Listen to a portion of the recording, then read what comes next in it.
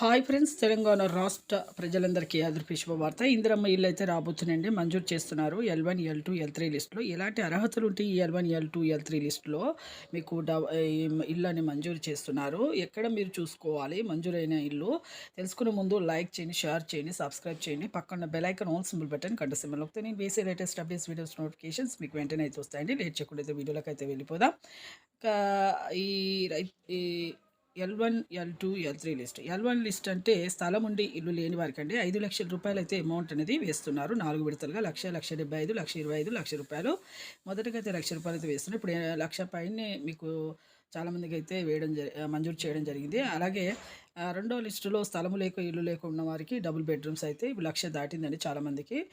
అలాగే ఇక L3 లిస్టులో స్థలము లేక స్థలం ఉండి ఇల్లు ఉండి 2 ఉన్న వారికి ఇందిరమ్మ ఇల్లు కూడా శాంక్షన్ చేస్తున్నారు. ఇన్కమ్ ట్యాక్స్ అనేది పే చేయని వాళ్ళకి మాత్రమే అండి. ఇలా మీకైతే ప్రతి ఒక్కరికి కూడా మీరు మీ సేవ ఆన్లైన్ల ద్వారా మీరు చెక్ చేసుకోవచ్చు. ఫోన్ల ద్వారా కూడా మీరు చెక్ చేసుకోవచ్చు అండి. చూసారు కండి, లైక్ చేయండి, షేర్ చేయండి, సబ్స్క్రైబ్ చేయండి. Thanks for watching.